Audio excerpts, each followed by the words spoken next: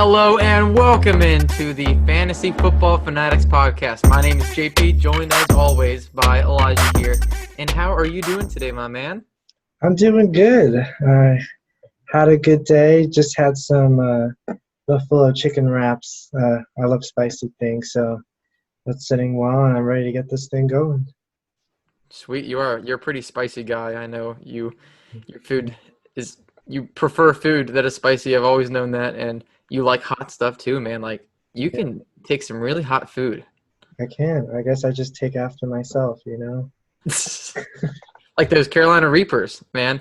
Oh, yeah. You had some of that sauce, and that stuff is hot, and you had no problem with it. I would It's not have that. died. You know, you gotta get used to it. Once you burn off the taste buds, you just don't feel anything. I guess you got to train your way up there, don't you? Because I'm just a noob with hot stuff.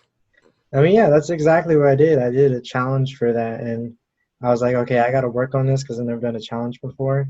So, like, I went to Buffalo Wild Wings a few times in a month, and I was like, okay, I was gonna build myself up to get to like Wild and Blazing, and then I could go to the other place that was farther away, and I aced it. Man, I would have been eating ice cubes for hours. That night was not pretty. Oh man, especially after I imagine later that night. But Hmm. I'm excited about this episode, man. We're talking Yeah, late round receivers. This is what everybody wants to hear right here because yeah, when you're talking late round guys, these are the guys you got to target to win your league. They're going to be, we're looking at guys that are values, could be breakouts, they're sleepers, and we each chose 3 guys. So we're going to be talking about 6 receivers here, and these are all hmm, guys being taken after the 6th round.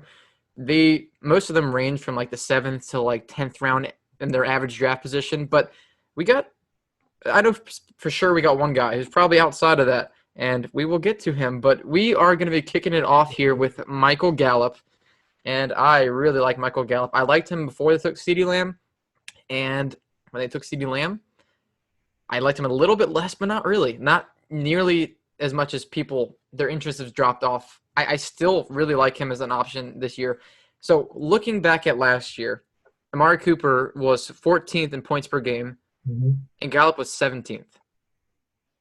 14th compared to 17th. And people love Amari Cooper, but Gallup, not so much. And the thing is, Yeah, Michael Gallup, he plays that X receiver. That's typically the number one receiver on a team because Amari Cooper, um, against those number one wide receivers playing man to man, he's just not as good. So they have Gallup in that role, and he thrives in that role, quite frankly.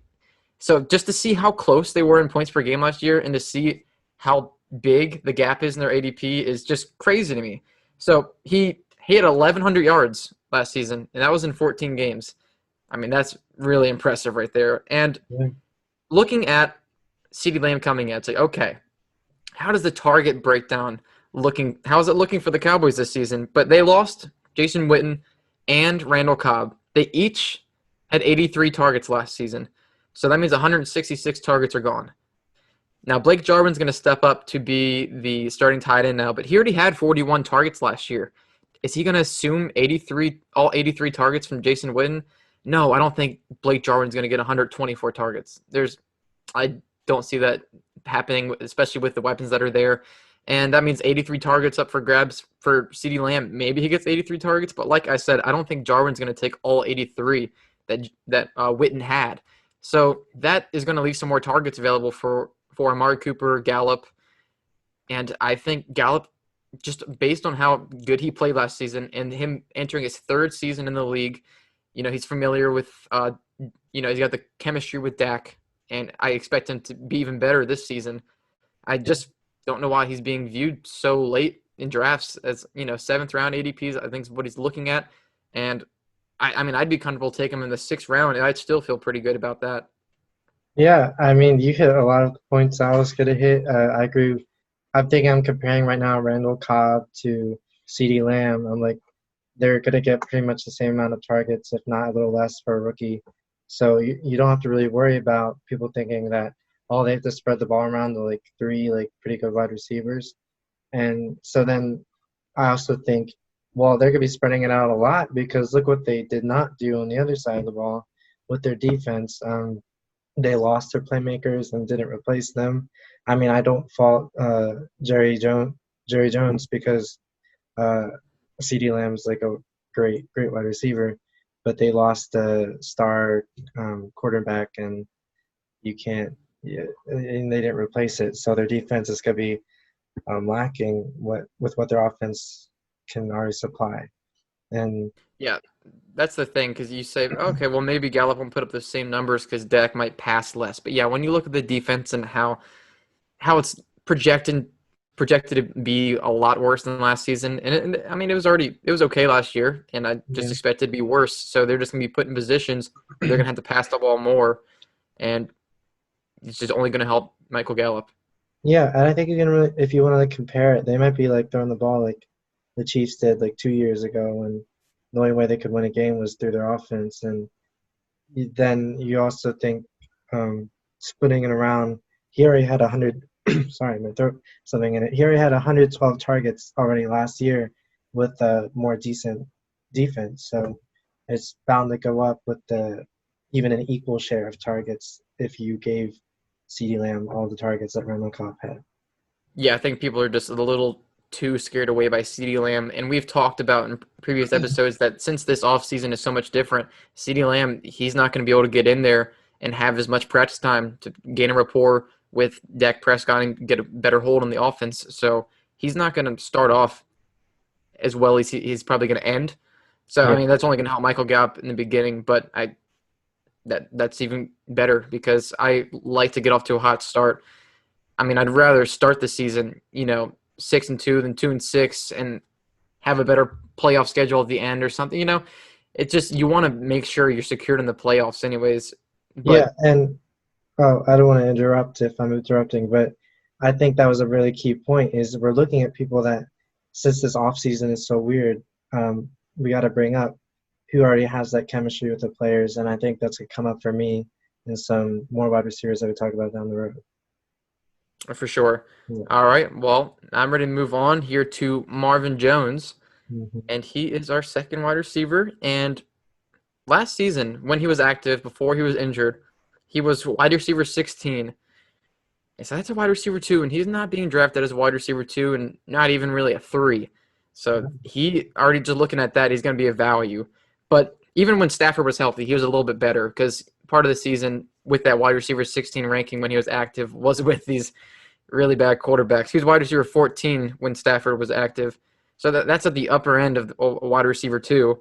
And the funny thing is, I just compared Gallup and Amari Cooper. But when you look at Marvin Jones and Kenny Galladay, weeks 1 through 9, when Stafford was healthy, uh, Kenny Galladay averaged 17.4 points, and Hmm. Marvin Jones averaged 16.5, nearly just 1 point less per game. And if you see Kenny Galladay is going at the end of the second, early third, and Marvin Jones is going really late, I think we saw he's going like the eighth, ninth round, and you were like, "What? What? He's going that late? That's It's shocking."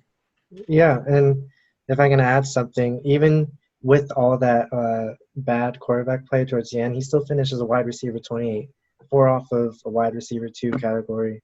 And he saw 91 targets, not playing all the games, even around 60 yards per game from the targets.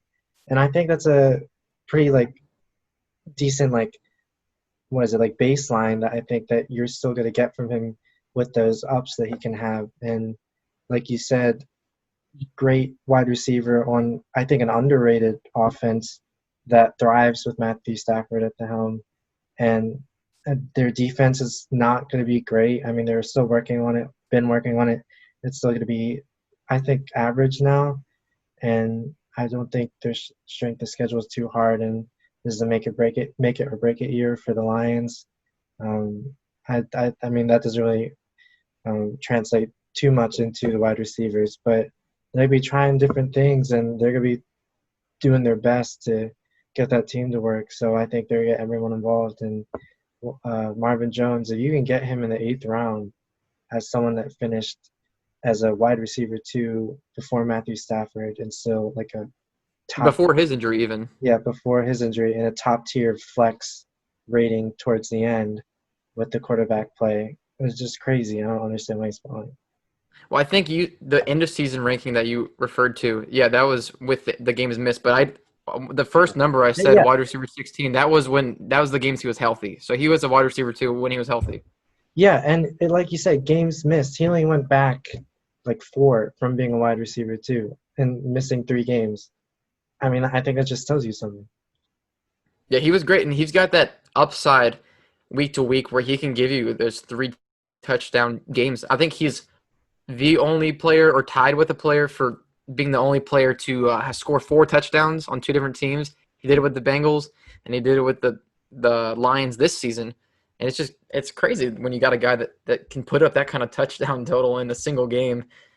Yeah, and I think that's another key point. If these are late round wide receivers, they're not necessarily your wide receiver 1, wide receiver 2, or even your flex. I mean, it depends how late you're going. But what you look for is if this person can still shine with a good matchup, they could win you that week in a close game. Yeah, exactly. Since you're not drafting him to be in your starting lineup, you can play based off matchup because Marvin Jones, he's a great receiver, but he does have a little bit of a consistency problem, Hmm. but he makes up for it with his upside. So if you go in and your roster doesn't have to count on him to be a starter, I mean, and still he's putting up these wide receiver 2 numbers, although they might be inconsistent. I mean, you're getting a great value despite the fact. I mean, what receivers are consistent in the 8th, ninth round? There really is not any. That's why they're going in that area in the draft. It's really just a choice of if you can get the most out of the matchups that you see down the road. Oh, definitely, for sure. All right. Well, moving on to a player that, oh my gosh, I'm so excited to talk I'm just about. can I forewarn something? I'm barely going to talk at all here because he just has so much to say. All right, now say your player. It's Brandon Cooks, and when I first started looking at him, I did not know I was going to be this high on him. But the more I went in depth and looked and researched Brandon Cooks, he just kept moving up my rankings. And okay, so looking back at last season, right? So of course he's on the Houston Texans now, and DeAndre Hopkins is not there. DeAndre Hopkins had 150 targets. I don't quite expect Brandon Cooks to get all 150 targets, but I think he could get in the 110 to 120 target range, and he's thrived with those kind of numbers. So listen carefully here to these numbers here. The last 4 seasons. This is before 2019, before this injury-riddled season. In 2018, he had 116 targets with the Rams, and he was wide receiver 13. 2017 with the Patriots, he had 114 targets, wide receiver 15. Wow. 2016 with the Saints, hit 117 targets. So these are all in the 110 to 120 target range. And he finished wide receiver 10. And that was with missing a game that season. Even looking back one more season, he was wide receiver 13 with the Saints. So it just shows that was 3 different teams in 4 seasons. And he put up high-end wide receiver 2 numbers every single season. He's on a new team this season with the Texans. So just seeing that he's been able to do that on a different team without experience in the system, that's crazy. And like I said, it wasn't 150 targets. It was all in the 110, 120 target range, which I expect is a very strong possibility he receives that this season. I got some questions for you, Eli. All right, is Brandon Cooks getting old or something? I mean, he's got to be. You said all those seasons, and I mean, he's got to be at least close to the 30s, if not over, right? Well, he's 26 years old. Can you What? believe that? 26. I already knew this, by the way, but what? Right? It's I mean, crazy. He's been in the league for a yeah. while. 26, that's right at the prime age for a wide receiver. Okay, now look at the next question. Does he have a bad quarterback now or something? Shawn Watson. Have I heard of him? Oh yeah, top 4 fantasy finish last season. Yeah, crazy quarterback.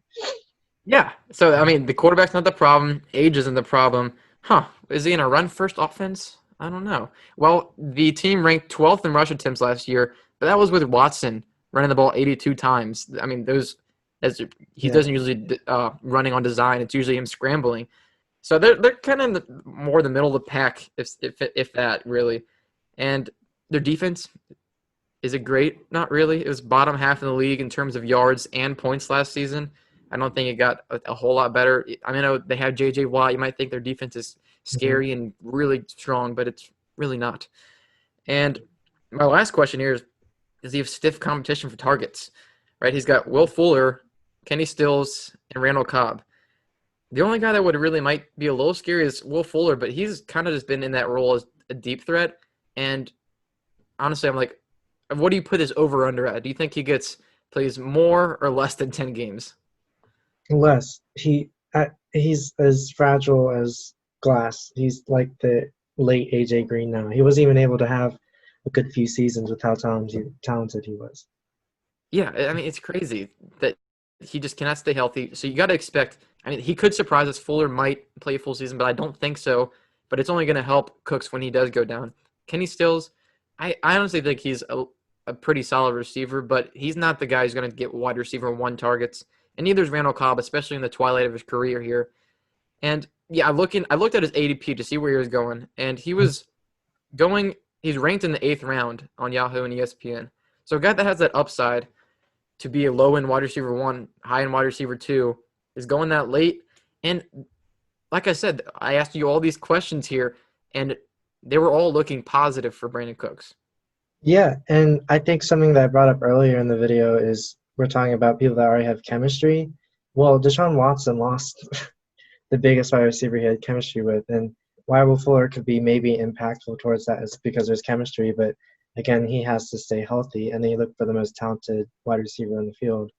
That's Brandon Cooks. Yeah, and to think that he's still young, like he's entering right at that prime age, Yeah, it's crazy to think that he's going to be paired with Deshaun Watson at that point in his career.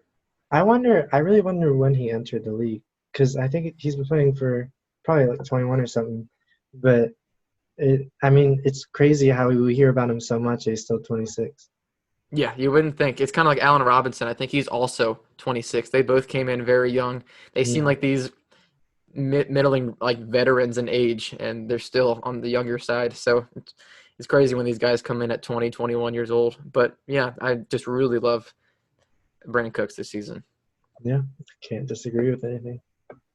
All right, well, moving on here to Jameson Crowder. Hmm. Jameson Crowder now is looking like the number one wide receiver. The Jets got rid of Robbie Anderson, but they brought in Denzel Mims, but he's still a pretty raw rookie. I don't expect him to be the wide receiver one on the team. But it's looking like Jameson Crowder is going to be the number one wide receiver, and he was 26 in points last season, but that was part of it was without Darnold. Darnold coming back without that much practice, Darnold did not seem nearly as good at the beginning of the season. Said he was seeing ghosts, if you remember. I mean, that's crazy. Yeah. But he had 122 targets. Oh, not to mention also Demaryius Thomas was out of there too, and he had a good share of targets. But yeah, the offense was not good last year. But there's reason for optimism because they've improved the offensive line, and that was the number one thing for Sam Darnold was he came mono at the beginning of the season. He came back without a lot of practice, was just thrusted right back in behind a terrible offensive line. I mean, Le'Veon Bell had his worst yards per carry behind that offensive line. And to think that it could be better this season, I mean, I expect the offensive line will be. If Sam Darnold can just take a step forward, I mean, Jameson Crowder, like I said, there's 26 in points. He could easily move into that wide receiver 2 finish range. Yeah, and I'm just gonna bring up an argument right away that the number one thing I see about him is like, what about Brashaad Perryman? He was great last year with the Bucks, had a great year. I believe this is his 4th team in 4 years. I think he switched teams every year. I would say that I think he has some potential, but Jameson Crowder plays in the slot, which means he's always going to be open from body to body. Not always, but like he has a greater chance without even doing that much to shake a defender off him. And that's also the spot where if Sam Darnold is under any sort of pressure, that's usually like the dump off spot that you'll see. And pair that with the guy this is where the chemistry thing comes in. Brashaad Perryman has not had time to practice with the team. Denzel Mims is a rookie that still hasn't time to practice. I think the offensive line, you don't need as much time to practice. It's going to improve and benefit maybe Jameson Crowder finishing his routes. Watching him on the Redskins, he was, I think, a pretty talented, underrated wide receiver when he was there. Had that clutch factor of being able to scramble if now the Jets had time to scramble. And I just see great things from him. Always been a fan. And people say that he's a possession type receiver, doesn't really have that much yards after the carry, but he still gets those like 14 targets, 17 targets a game. Yards after the catch. What'd I say? Carry. Yards after, yards after the catch, yeah. And he still has those multiple targets a game. Even if he gets like 7 or 8, I think that just goes up with, if you want to think of the impact of Brashaad Perryman and Denzel Mims, they're just spreading the field out more so that maybe that can help him with those natural yards after the catch. Yeah, for sure. And he just has a very safe floor in PPR because he gets a lot of those targets in the slot. But I did forget to bring up Brashaad Perryman. I'm glad you brought him up, but I just don't think he's that good. So yeah, he had a great end of the season with the Bucks, but everybody was doing great with the Bucks with Jameson Yeah, Winston slinging the ball. I mean, they lost Godwin and Evans, so like, okay, let's throw somebody else in there and just let Jameis sling it. And he did just fine. He scored a lot of touchdowns. That's why he was so productive, had some big plays. But with the Ravens and other teams, I just never thought he was very good. I think they kind of overpaid for him. They paid him pretty much as much as Robbie Anderson was going to make. So I thought that was pretty stupid on their part. Adam Gase, no surprise. yeah, But like you said, since he is a speed guy as well as Mims on the outside, that could open up for Crowder. That's a really good point there. yeah. And I think Perriman might be hitting a later round potential thing, was all I was saying. But yeah, any team where he's had the chance to start, you have seen that he's just gone away in the background. Yeah, for sure. All right. Well, moving on to Deante Johnson, somebody else I'm also very excited about. So, if you saw Deante Johnson in his route running in year one, he was incredible.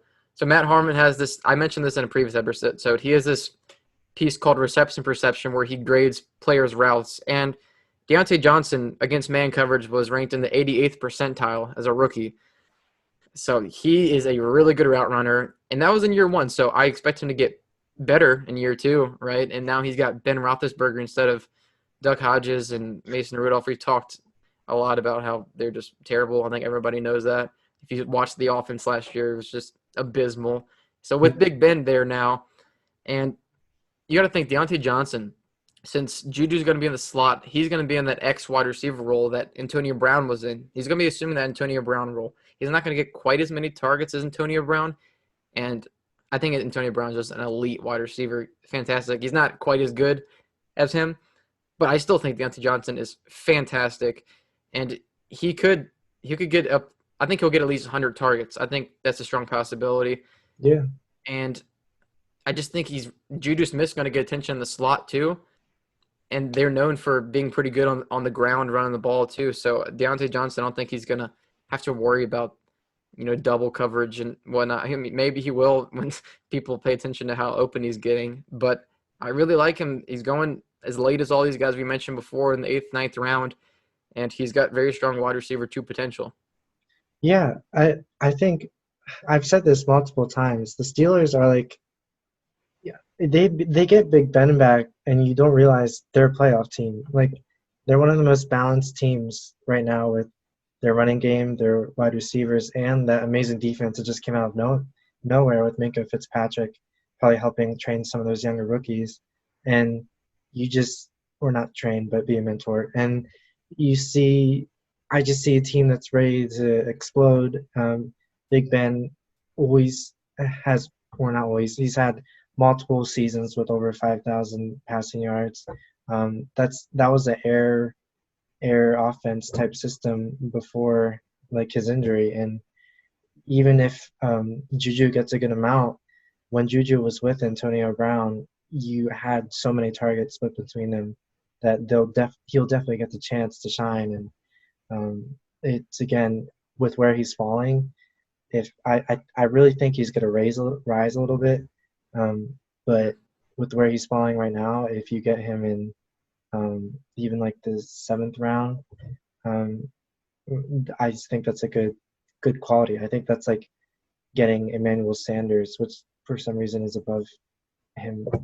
I Right. mean, not for some reason. I think he's going to do great, but I don't think he's any better of an opportunity than Deante Johnson. Yeah. So Deante Johnson's outcomes, I think there's a pretty big gap of where he could finish. It just depends on how much the Steelers throw the ball because, like you said, the defense was a lot better last season.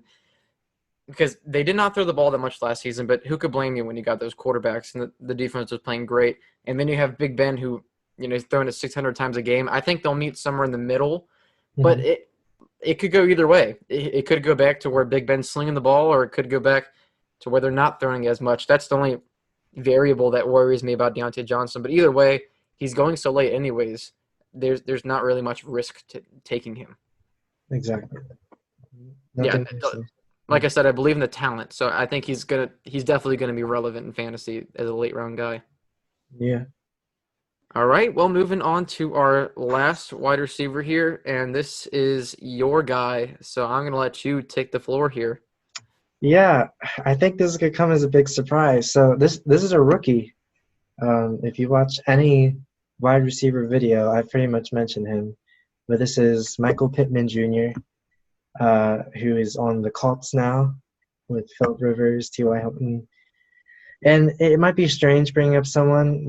I could have maybe brought up probably someone that was in the league, maybe based off some stats. But I see such a gifted young wide receiver, Michael Pittman. He has that natural ease to the catch. He played all positions of wide receiver in college. He has the speed, the size, and he's placed perfectly. And when I say perfectly, I mean perfectly in the team that should have chosen him. T.Y. Hilton will spread that field, and then you have this guy as a possession receiver. Not great yards after the catch. I corrected it that time.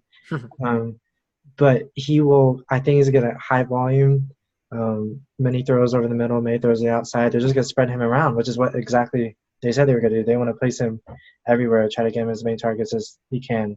That offense is going to be balanced with Jonathan Taylor, Marlon Mack, which means he's not going to be double covered probably. And the defense isn't terrible. I think this is another well-balanced team. And he's just in a system to thrive. And to me, I've always said this, he's going to be the number one Wookiee, right? Now I can't speak. Number one rookie wide receiver this year. I truly believe that.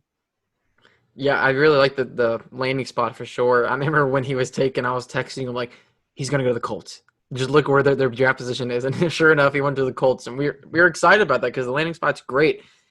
They come in with Philip Rivers, and he's a little bit like Mike Williams, how he had it with the Chargers, funny enough. But yeah, like you said, they use him all over the field. He's gonna be that possession receiver. T.Y. Hilton's never really been that. He's a great all-around receiver, but he's great down the field. So they can use Michael Pittman as a great complement to T.Y. Hilton. On the outside, like you said, he played all over the field, so they can even put him in the slot if need be. But what I like about the situation too is comparing it to the Chargers is Philip Rivers. He targeted Hunter Henry a lot. I mean, you can't blame him. Hunter Henry's great. They don't really have a tight end of that caliber on the team, so I think that's going to give a little bit more targets towards the receivers, which will help Michael Pittman here. And there's not really a strong wide receiver to compete with Pittman. So the way it appears is he can just walk in and fight and win that wide receiver 2 position on a Philip Rivers-led offense with a great offensive line. Yeah, he could be a great value this year. Yeah, and I believe they added a wide receiver last year. His name is escaping my mind, but he had a little bit of injury, but great potential. But I don't see that really impacting someone they drafted in round 2, with them already saying they want to spread the ball around. I think that was Devin Funches. No, I think they got a rookie last year. Last year, okay. Yeah, well, Funches is on the Packers now. All I right, mean, well, yeah. do you have anything more to say about Michael Pittman, your man? I was just saying Funches, like he just went downhill a little bit, but Yeah, he actually had some hype last year. People were excited about taking him later in drafts. Mhm. So it's crazy to see his trajectory. Yeah, but one more thing, just be on the lookout for Michael Pittman. If you're deciding between rookies, you just take him for me. Just please take a risk for me. I promise you it will be worth it. And you don't have to pay up for him. I mean, he's going so late anyways. He's no risk whatsoever. You could get him in like the 10th round, and he could still end up as a quality flex. And I think in many games, or even if he gets that bulk that I think he's going to get, he could end up getting wide receiver 2 numbers. He just has a clear path to targets, especially out of all these wide receivers. He might receive the most targets out of all these rookies. Yeah. All right, well, that does it for our episode. Thank you all very much for joining us. If you would like to follow us on Twitter or Instagram, it is at FFFanatics11. And if you're not watching on YouTube, you can subscribe to us on YouTube at just FFFanatics, as well as Podbean at FFFanatics. And we had a lot of fun here today. I enjoyed talking to the late round receivers. But yeah, thank you all for joining us and for supporting us. And tune in for the next episode. Yep, thank you. And, we're stumbling a lot, but that's just because we're so excited to talk about these people. Again, thank you, and see you guys in the next video.